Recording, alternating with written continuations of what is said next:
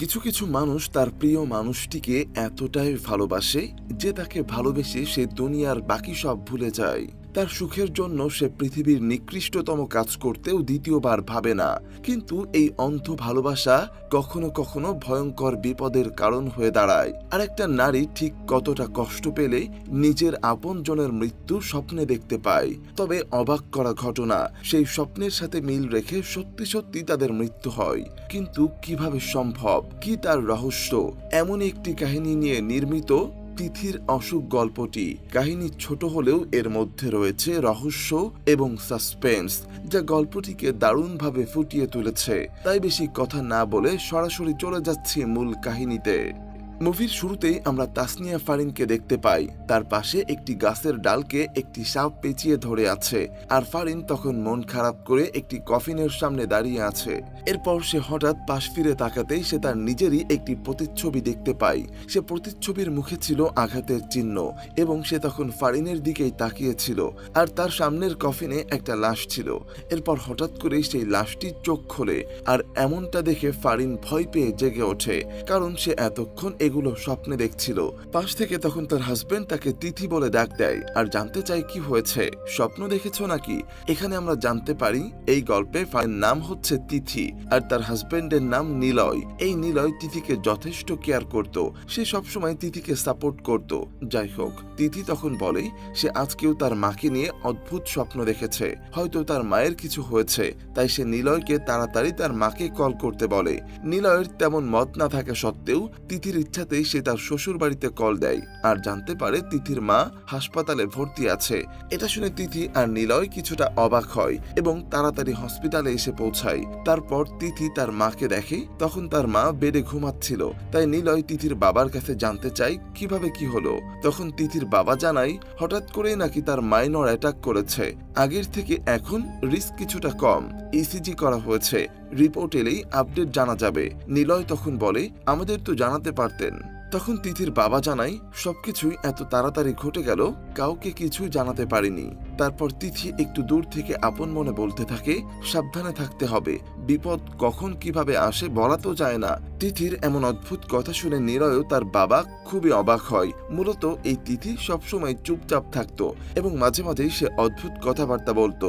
পরের দিন আমরা দেখি তিথি ওর ঘরের মধ্যে একা একা বসে পায়ের নখ পরিষ্কার করছিল, আর বাহিরে তখন অন্ধকার নেমে এসেছে।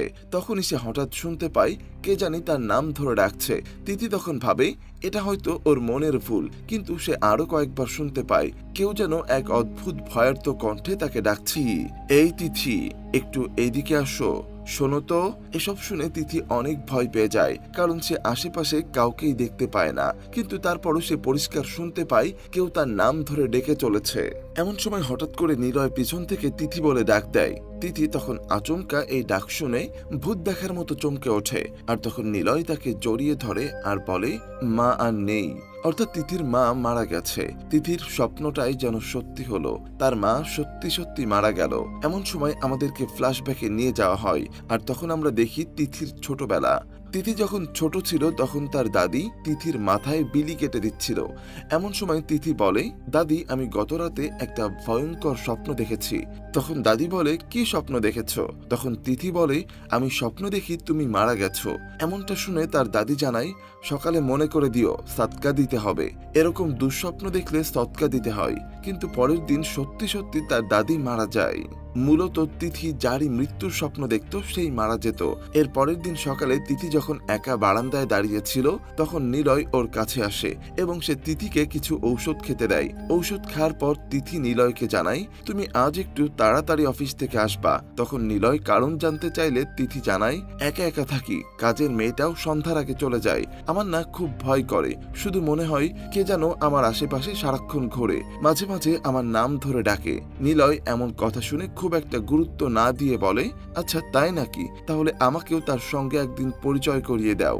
শত হলেও আমার বউয়ের সাথে দেখা করতে আসে, তার সাথে তো আমারও পরিচয় হওয়া দরকার। যাই হোক, এরপর নিলয় তিথির কপালে চুমু দিয়ে চলে যায়, আর তিথি সারাদিন ওই বাড়িতে একাই সময় কাটাতো। এরপর তিথি যখন আয়নার সামনে ছিল তখন সে আবার শুনতে পায় কেউ যেন তাকে বারবার ডাকছে আর বলছে তিথি, এই তিথি একটু এদিকে আয়। এরপর তিথি খুঁজতে খুঁজতে দেখে ঘরের এক কোণায় সেই প্রতিচ্ছবি দাঁড়িয়ে আছে, যার চেহারায় আঘাত ও রক্তের ছাপ। সে তখন তার দিকে রহস্যময় লুকে তাকিয়ে আছে, আর এমনটা দেখে তিথি অনেক ভয় পেয়ে যায়। এরপর নিলয় অফিস থেকে ফিরে এসে দেখে পুরো বাড়ি অন্ধকার। এরপর সে লাইট অন করে। যখন তিথিকে ডাকতে যায় তখন সে দেখে তিথি ভয়ে খাটের নিচে লুকিয়ে আছে। নিলয় এটা দেখে খুব হাঁপিয়ে পড়ে এবং সে তাড়াতাড়ি তিথিকে নিয়ে একজন ডাক্তারের কাছে যায়। এই ডাক্তারের নাম বাশার। নিলয় তখন ডাক্তারকে জানায় ও যাকে স্বপ্ন দেখে সেই মারা যায়। তখন ডাক্তার বাশার জানতে চায়, আপনি আপনার মাকে স্বপ্ন দেখার কতদিন পর সে মারা গিয়েছেন? তিথি বলে, এটা ঠিক করে বলা সম্ভব না, কারণ আমি এই স্বপ্নটা অনেকদিন ধরে দেখেছি। ডাক্তার তখন বলে, আপনার মায়ের সাথে আপনার সম্পর্ক কেমন ছিল? তখন গল্পটা ফ্ল্যাশব্যাকে চলে যায়, আর আমরা দেখি তিথির এই মা মূলত তার সৎ মা ছিল। তিথি যখন ছোট ছিল তখন তার মা তাকে খুবই মারধর করত এবং কোনো কারণ ছাড়াই ওর উপর সবসময় এমন অত্যাচার করত।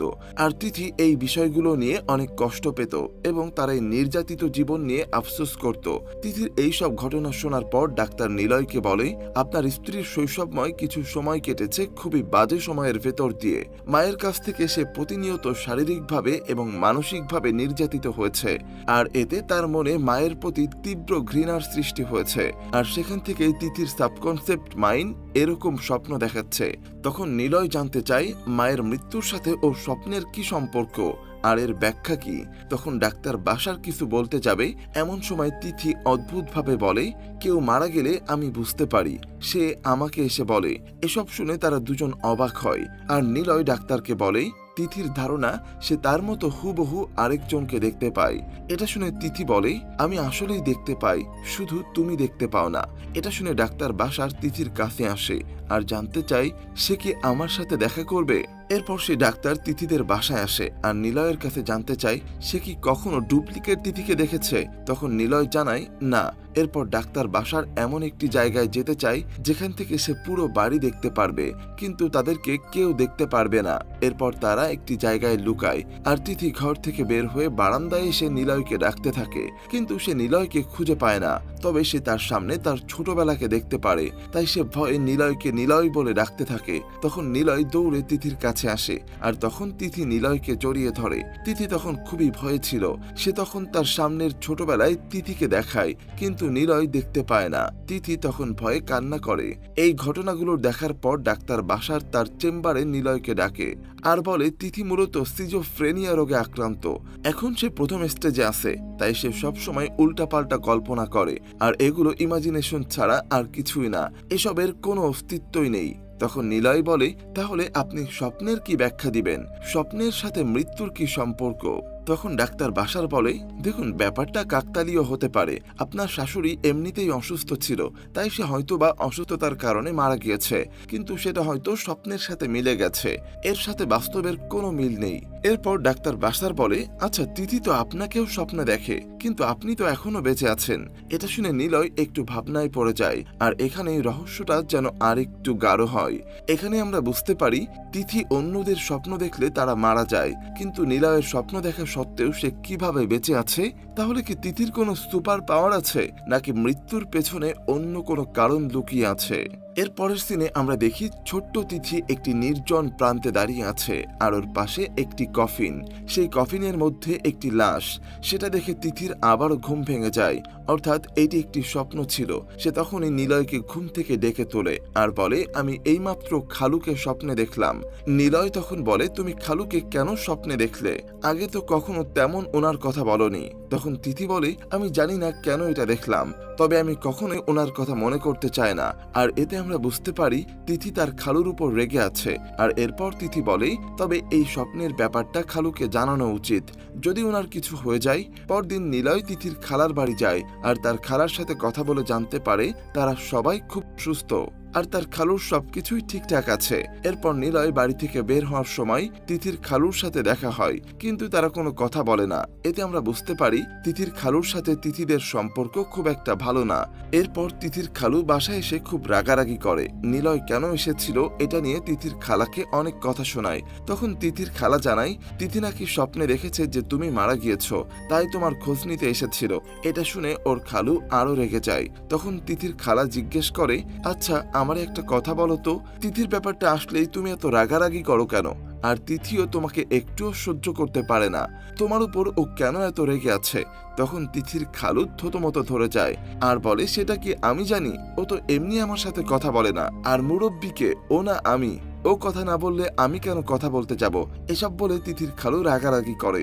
আর এই ঘটনার পর দিন তিথির খালু তিথির বাসায় যায় আর তিথির দরজার উপাস থেকে তিথিকে বারবার ডাকতে থাকে। তিথির খালু তখন বলে, মা একটু দরজা খোলো, আমি তোমার সাথে একটু দরকারি কথা বলবো। কিন্তু তারপরও তিথি দরজা খোলে না আর বারবার সে বলতে থাকে, আপনি প্লিজ এখান থেকে চলে যান। তখন তিথির খালু বলে, মামনি তুমি এখন যথেষ্ট বড় হয়েছো, সবকিছু বোঝার বয়স তোমার হয়েছে, আমি তোমাকে সবকিছু বুঝিয়ে বলবো, আমাকে তুমি 5টা মিনিট সময় দাও। কিন্তু তিথি কিছুই বুঝতে চায় না, সে শুধু বলতে থাকে, আপনি এখান থেকে চলে যান। তখন তিথির খালু নিরুপায় হয়ে সেখান থেকে চলে যায়। কিন্তু কেন তিথি এমন করলো, কি তার কারণ, কেন হলো এমনটা, সেটা দেখাতে গল্পটা আবারও ফ্ল্যাশব্যাকে চলে যায়, যেখানে আমরা দেখি তিথি যখন ছোট ছিল তখন তিথি ওর খালার বাড়িতে থাকতো। তিথি একদিন বারান্দায় দাঁড়িয়ে ছিল আর তখন ওর খালু এসে তিথির হাত ধরে আর ভেতরে নিয়ে চকলেট দিতে চায়। তিথি তখন এতটাই ছোট ছিল যে তার খালুর মনের ভিতর নোংরা বাসনা থাকতে পারে সেটা সে কল্পনাও করতে পারে না। তাই সে স্বইচ্ছায় খালুর সাথে ভেতরে যায় আর তার খালু তার সাথে নোংরামি করে, আর এজন্যই মূলত তিথির উপর খালুর এতটা রাগ। এরপর ঘটনা বর্তমানে আসে আর আমরা দেখি নিলয় বাসায় এসে দেখে ঘরের দরজা খোলা। নিলয় তখন তিথিকে ডাকে কিন্তু সে কোথাও তিথিকে দেখতে পায় না। তিথি ফোনটাও রেখে গেছে এমনটা দেখে নিলয় তিথিকে খুঁজতে বাইরে বের হয় এবং খুঁজতে খুঁজতে নিলয় তিথিকে একটা গলির মধ্যে দাঁড়িয়ে থাকতে দেখে। তখন নিলয় তিথিকে বলে, তুমি এভাবে বের হয়েছো কেন, কি হয়েছে তোমার? আগে তো কখনোই এমন করো নাই। তখন তিথি বলে, আমি ভয় পেয়েছিলাম আর এখানেই বা কিভাবে আসলাম আমার মনে নাই, আমার কিছুই মনে নেই। আর ঠিক তখনই নিলয়ের ফোনে একটি কল আসে আর তিথির কাজিন জানায় কিছুক্ষণ আগে খালু বিল্ডিং থেকে পড়ে মারা গিয়েছে। যা শুনে নিলয় খুব অবাক হয় আর এই কথাটা তিথি শুনে আরো বেশি চমকে যায়। সেদিন রাতে তিথি বলে, আমি যদি একেবারে ঘুমিয়ে যাই তাহলে হয়তো সবাই বেঁচে যাবে, তাই না? তখন নিলয় এরকম কথা বলতে মানা করে আর নিলয় বলে, তুমি এজন্য তো নিজেকে দায়ী করতে পারো না, তারা তো এমনিতেই মারা যেতে পারতো, এখানে তোমার কি দোষ? তখন তিথি বলে, আমার খুব ভয় লাগে, যদি আমি কোনোদিন তোমার মৃত্যু স্বপ্নে দেখি। তখন নিলয় তাকে সাহস দেয় আর বলে, কিছুই হবে না। এরপর আমরা দেখি ডাক্তার বাশার এই বিষয়টা নিয়ে গভীরভাবে ভাবতে থাকে এবং এর সঠিক রহস্য বের করতে চায়। তারপর সে তিথির খালার বাড়ি যায় আর তার খালার সাথে কথা বলে। তখন সে ডাক্তার তিথির খালার কাছে জানতে চায় তিথির সাথে তার খালুর সম্পর্ক কেমন ছিল। তখন তার খালা জানায়, তিথি এমনিতেই কম কথা বলে আর ও যখন ছোট তখনই ওর মা মারা গেছে আর তারপর ও আমার এখানে বছর খানিক ছিল। মা মরা মেয়ে দেখা ওর খালু ওরে অনেক আদর করত। তারপর ওর বাবা এসে ওরে নিয়ে গেল আর সেখানে গিয়া পড়লো দাজ্জাল সৎ মায়ের কাছে। সেখানেও শান্তি পাইল না, এত অত্যাচার দেখা ওর বাপ ওরে বিয়ে দিয়ে দিল, কিন্তু সেই বিয়েটাও টিকলো না। তখন ডাক্তার বাশার খুবই অবাক হয় আর বলে, বিয়ে টিকলো না মানে? তিথি তো দিব্যি নিলয়ের সাথে সংসার করছে। তখন তিথির খালা জানায়, এটা তো ওর সেকেন্ড ম্যারেজ, ওর আগের হাজবেন্ড খুব খারাপ লোক ছিল, ও তিথিরে খুব অত্যাচার করত, কিন্তু সে রোড অ্যাক্সিডেন্টে মারা যায় আর নিলয় ছিল ওদের ফ্যামিলি ফ্রেন্ড। তিথি যখন স্বামীহারা তখন নিলয় তিথির বাবার কাছে বিয়ের প্রস্তাব দেয়। নিলয় একটা ফেরেস্তার মতো মানুষ, নইলে কি কেউ বিধবা মা মরা মেয়েকে বিয়ে করত? ও তিথিরে খুব ভালো রাখছে। এরপর সে ডাক্তার নিলয়দের বাসায় আসে, তখন বাসায় নিলয় ছিল না, তাই সে তিথির সাথে কথা বলে। তখন ডাক্তার বাসার জানতে চাই ঔষধ ঠিক মতো খাচ্ছে কিনা। তখন তিথি জানায়, হ্যাঁ খাচ্ছি। এরপর ডাক্তার বাসার তার ঔষধগুলো দেখতে চাইলে তিথি তার ঔষধ দেখায় আর নিচে যায় ডাক্তার বাসারের জন্য চা করে আনতে। তখন ডাক্তার বাসার তার ঔষধগুলো দেখে গভীরভাবে চমকে যায়। সেখানে শুধু অবাক করা ঔষধই না, ইনজেক্ট করার মতো পটাশিয়ামও ছিল। এরপর সেখানে তিথি আসলে ডাক্তার বাশার জানতে চাই এই ঔষধটা কার। তখন তিথি জানায় আমার। এরপর বাশার সেই পটাশিয়ামের বয়েম দেখিয়ে জানতে চাই এটা কার। তখন তিথি জানায় এটা আমার না, নিলয় তো ফার্মাসিস্ট, ও মাঝে মাঝে বিভিন্ন ঔষধের সিম্বল বাসায় নিয়ে আসে, এটা ওই আনছে। এসব শুনে ডাক্তার বাশার খুবই অবাক হয় আর পরের দিন সে নিলয়কে তার চেম্বারে ডাকে আর জিজ্ঞেস করে একটা মানুষের বডিতে কি মাত্রায় পটাশিয়াম ইনজেক্ট করলে সেটা শুধুমাত্র হার্ট অ্যাটাক হবে, মার্ডার না। তখন আমরা ফ্ল্যাশব্যাকে দেখতে পারি এই নিলয় তিথির সৎমায়ের স্যালাইনে পটাশিয়াম ইনজেক্ট করে দিয়েছিল, আর মাত্রাধিক পটাশিয়ামে তিথির সৎমা মারা গেছে, আর তিথির খালুকেও নিলয় মেরেছে। আর তিথির মূলত কোনো অসুখই নেই, নিলয় তাকে ড্রাগসের ডোজ দিয়ে অসুস্থ করে রেখেছে। ডাক্তারের মুখে এমনটা শুনে নিলয় স্বীকার করতে চায় না। তখন সে ডাক্তার বলে, আমি সবকিছু বুঝে যাওয়ায় হয়তো আপনি আমাকেও মেরে ফেলবেন, আবারও সবকিছু স্বাভাবিক করে ফেলবেন, তবে আপনি সবকিছু কন্ট্রোল করলেও তিথির স্বপ্নকে কন্ট্রোল করতে পারবেন না। তিথি যদি স্বপ্নে আপনার মৃত্যু দেখে তখন আপনি কি করবেন? আপনি কি সুইসাইড করবেন? তখন নিলয় ভাবতে থাকে, আর আমরা দেখি সত্যি সত্যি তিথি নিলয়ের মৃত্যু স্বপ্নে দেখেছে। একটি মরুভূমিতে তিথি লাল কাপড় পরে বসে আছে, আর তার সামনে নিলয়ের লাশ। নিলয়ের বুকের উপর একটি সাপ। তিথি নিলয়ের লাশের কফিনটা ধরে বসে আছে, আর এই স্বপ্নের মধ্য দিয়েই শর্ট ফিল্মটির শেষ হয়। এখন নিলয়ের কি হবে? নিলয় কি সত্যি সত্যি মারা যাবে, নাকি এবার তিথির স্বপ্ন মিথ্যা হবে? আর নিলয় কেনই বা এই খুনগুলো করেছে? মূলত এই নিলয় তিথিকে পাগলের মতো ভালোবাসে। নিলয় চায় না যে মানুষগুলো তার তিথিকে কষ্ট দিয়েছে তারা এই পৃথিবীতে বেঁচে থাকুক, তাই সে তিথির অতীতের কষ্টগুলো ভোলানোর জন্য তিথিকে ঔষধের ডোজ দিয়ে অসুস্থ করে রাখত, আর তার অসুস্থতা এবং স্বপ্নের সুযোগ নিয়ে তিথির জীবনের সুখটা যারা নষ্ট করেছে তাদেরকে মেরে ফেলেছে। আমাদের সমাজে এরকম অসংখ্য সৎমায় আছে যারা আগের ঘরের সন্তানকে দেখতে পারে না, তাদের সাথে নানা রকম অন্যায় করে। তেমনি এই সমাজেই কিছু ভয়ঙ্কর মানুষ আছে যাদের লালসা সবসময় অল্প বয়সের মেয়েদের উপর। তারা কেউ বা করে প্রকাশ্যে, আর কেউ বা অপ্রকাশ্যে, কেউ কেউ করে গভীরভাবে, আর কেউ বা করে চোখ দিয়ে। অথচ মনে রাখা উচিত চোখেরও জিনা আছে। দুঃখের বিষয় সেই মেয়েদের বোঝার বয়সও ঠিক মতো হয়নি, কিন্তু সেই নরপশুরা তাদেরকে খাদকের মতো ব্যবহার করে। সেই মানুষগুলোর উত্তম হেদায়েত কামনা করে আজকের মতো বিদায় নিচ্ছি। তবে মুভিটি আপনাদের কাছে কেমন লাগলো সেটি অবশ্যই কমেন্টে জানাবেন, আর চ্যানেলে নতুন হয়ে থাকলে সাবস্ক্রাইব করতে একদমই ভুলবেন না।